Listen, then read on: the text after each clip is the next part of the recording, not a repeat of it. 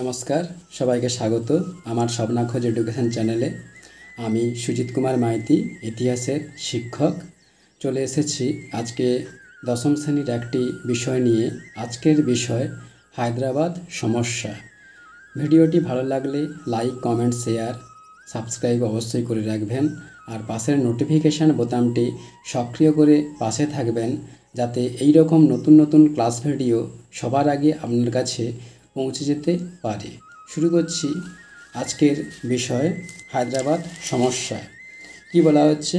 উত্তরে মধ্যপ্রদেশ, দক্ষিণ ও পূর্বে মাদ্রাজ এবং পশ্চিমে বোম্বাই দ্বারা পরিবেষ্টিত এবং ৮২,০০০ বর্গমাইল বিশিষ্ট হায়দ্রাবাদ ছিল ভারতের সর্বাপেক্ষা বৃহৎ রাজ্য। হায়দ্রাবাদের জনসংখ্যা ৮৫% হিন্দু হলেও এর প্রধান শাসক নিজাম ছিলেন মুসলিম এবং শাসন ব্যবস্থার প্রতিটি স্তরেই ছিল মুসলিম কর্তৃত্ব। এবার বলা হচ্ছে হায়দ্রাবাদ সমস্যার কারণ। কি বলা হচ্ছে? হায়দ্রাবাদ সমস্যার বেশ কয়েকটি কারণ ছিল। প্রথম হচ্ছে, কি বলা হচ্ছে, রাজাকার বাহিনীর আক্রমণ। রাজ্যের সংখ্যাগরিষ্ঠ জনসাধারণ অর্থাৎ হিন্দুরা ভারতে যোগদানের পক্ষপাতী হলেও নিজাম তার স্বাধীন অস্তিত্ব বজায় রাখতে উদ্যোগী ছিলেন। নিজ কর্তৃত্ব বজায় রাখার উদ্দেশ্যে নিজাম সামরিক বাহিনীর পূর্ণ মদতে রাজাকার নামে এক উগ্র সাম্প্রদায়িক সশস্ত্র দাঙ্গা বাহিনী গড়ে তোলেন। এবার বলা হচ্ছে, এই বাহিনী হায়দ্রাবাদের অভ্যন্তরে এবং ভারত সীমান্তে মাদ্রাজ, মধ্যপ্রদেশ ও বোম্বাই সন্নিহিত অঞ্চলে হিন্দু জনসাধারণের উপর ক্রমান্বয়ে আক্রমণ ও অত্যাচার চালাতে থাকে। পাকিস্তান থেকে অস্ত্রশস্ত্র আসতে থাকে এবং মুসলিম হায়দ্রাবাদের নিরাপত্তার স্বার্থে নিজাম মুসলিম জনসাধারণকে জিহাদ ঘোষণার আহ্বান জানান। এরপর বলা হচ্ছে নিজামের অস্থিরতা। কি বলা হচ্ছে? এই সময় হায়দ্রাবাদ রাজ্যে সংঘটিত দুটি ঘটনা নিজামের অবস্থাকে জটিলতর করে তোলে। প্রথম, 1947-এর 7ই আগস্ট হায়দ্রাবাদ রাজ্য কংগ্রেস প্রশাসনের গণতন্ত্রীকরণের দাবিতে ব্যাপক সত্যাগ্রহ শুরু করে।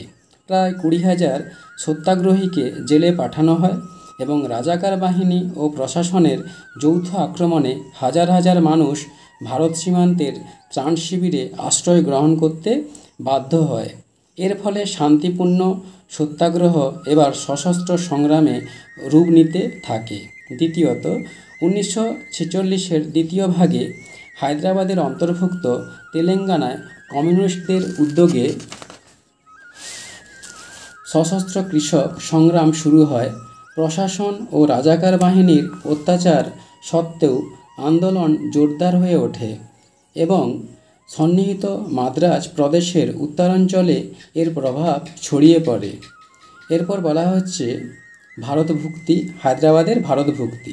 কি বলা হচ্ছে? এই সব জটিল অবস্থার পরিপ্রেক্ষিতে 1948 খ্রিস্টাব্দের 13ই সেপ্টেম্বর জেনারেল জয়ন্তনাথ চৌধুরীর নেতৃত্বে ভারতীয় বাহিনী হায়দ্রাবাদে প্রবেশ করে এবং 18ই সেপ্টেম্বর সমগ্র রাজ্যটি দখল করে। 1949-এর সূচনায় এক চুক্তির মাধ্যমে নিজাম ভারতভুক্তির দলিলে স্বাক্ষর করেন এবং তাকে হায়দ্রাবাদের সাংবিধানিক প্রধান পদে রাখা হয়। এবার বলা হচ্ছে মূল্যায়ন।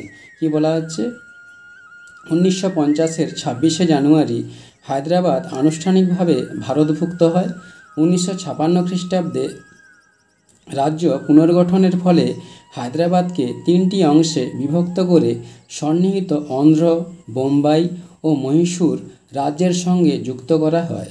বন্ধুরা, এখানে ক্লাস ভিডিও আজকের মতো শেষ হলো। পরের একটি নতুন ক্লাস ভিডিওতে দেখা হচ্ছে। ধন্যবাদ, সবাই ভালো থাকবেন।